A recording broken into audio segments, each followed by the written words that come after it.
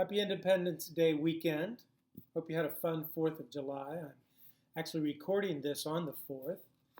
We had fun today, really mainly relaxing at home, but our little community here decided to have an ad hoc uh, golf cart parade. So people decorated their golf carts. We don't own a golf cart, but they let us decorate our little Suzuki Jeep and join in the parade, just driving around the community, honking the horns, and people on the side of the road waving and stuff. It's a lot of fun. It's a fun thing to do. So I hope you had a good time. Well, raise your hand if you've ever worried about something. Go ahead. Okay.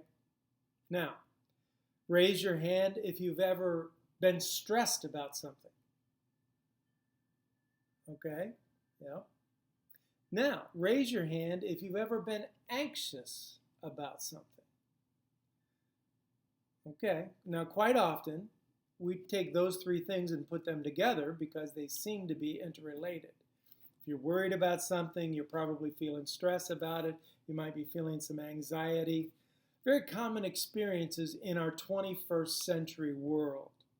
Now, perhaps you relate to some fictional characters that you've seen either in movies or on television shows or read in books. Perhaps Piglet from Winnie the Pooh, who seems to be frantic about everything. People adore him, people love him, but he tends to be a very frantic character. Katniss Everdeen in the Hunger Games stories, constantly haunted by her past. There's Elsa in Frozen, who's petrified that she will do something wrong. And then the character Fear in the movie Inside Out. It's a great character, and he's disproportionately panicked about everything and always assumes the worst. In the 21st century, people experience anxiety, stress, worry.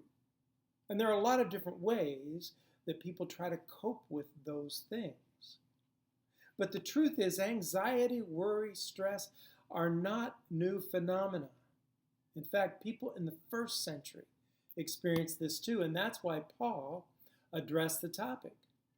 We are up to verses 6 and 7 of Philippians chapter 4. And Paul wrote to the church in Philippi, "Do not be anxious about anything."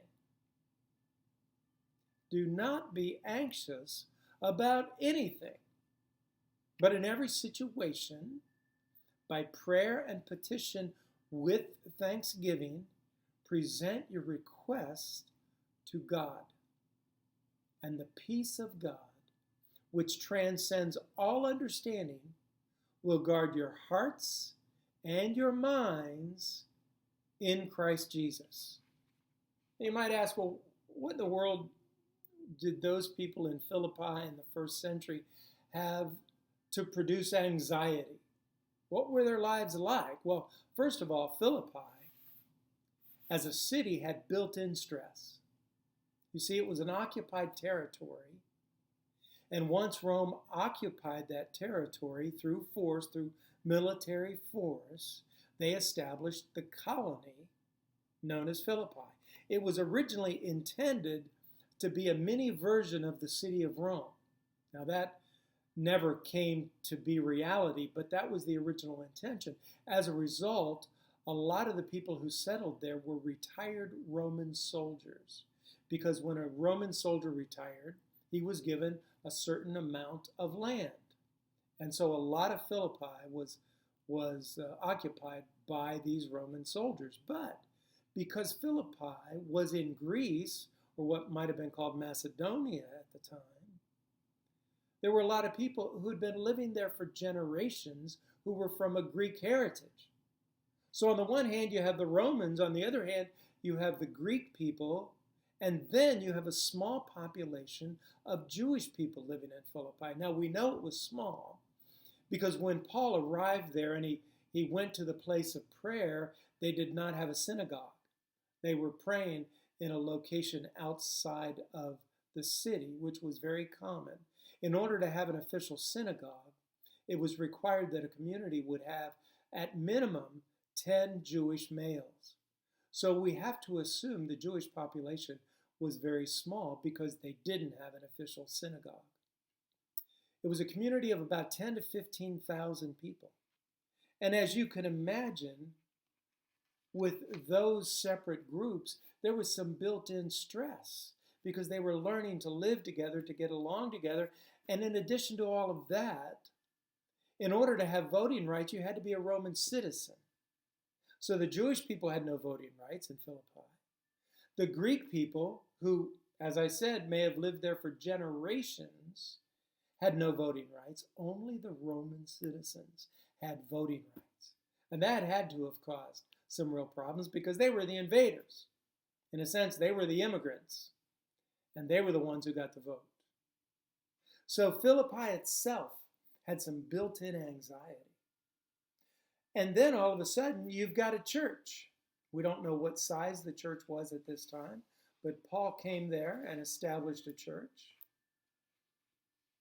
And so what was the example they had from Paul? Well, while Paul was in Philippi, he ended up in jail. So the Christians in Philippi very well could have been concerned perpetually about being put in jail just for being Christians, for being affiliated with Paul. Now, of course, we also know that one of the members of the church was the local jailer and his family.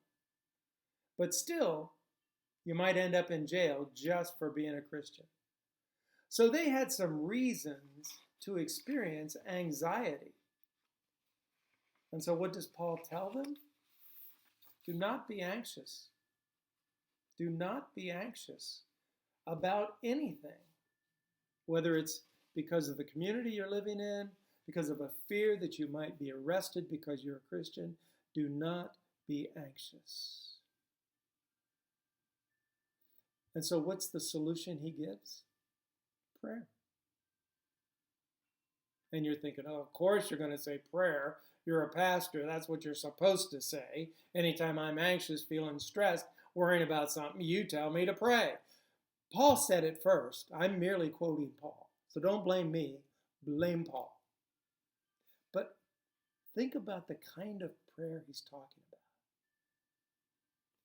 In every situation, by prayer and petition with thanksgiving, present your requests to God. This is not just a, now I lay me down to sleep, I pray the Lord my soul to keep. If I should die before I wake, I pray the Lord my soul to take. In fact, when I was a kid, that prayer scared me to death. Because I was bringing up the whole idea of dying, and I didn't want to die. And yet, I was the one bringing it up. So I didn't like that prayer. And yet, that's a prayer that we teach children. But that's not the kind of prayer Paul is talking about. Paul's talking about a prayer where you are taking your anxiety, you're recognizing that you're experiencing anxiety, and you're channeling that into prayer. By prayer and petition with thanksgiving, you present your request to God. Do you have the freedom to take your anxiety to God in prayer? Yes, you do. Paul just gave it to you. So please do that. And Paul guarantees that the result will be the peace of God, which transcends all your understanding. That's going to guard your heart and your mind. So while this thing that you're experiencing that's causing you anxiety, the thing you're worrying about, the thing about which you're feeling stress, Paul is saying that through prayer, heartfelt, sincere, emotional prayer, God's going to bring peace into your life that you're not even going to understand. That's the promise that's there. Now, at the beginning of the message, I mentioned several fictional characters. I want to mention one more character to you, not fictional, and historical character. A man named King Hezekiah. He was one of the kings several generations from the time of David and Solomon.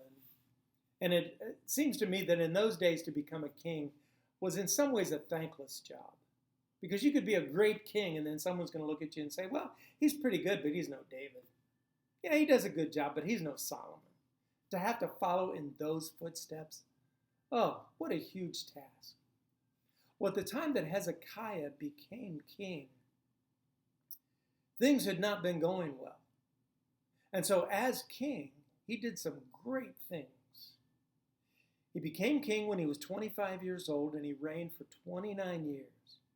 First thing he did upon becoming king was he purified the temple. You see, the temple had been allowed to become impure during the reign of his father. And so he purified the temple. Another thing he did, he reestablished the celebration of Passover.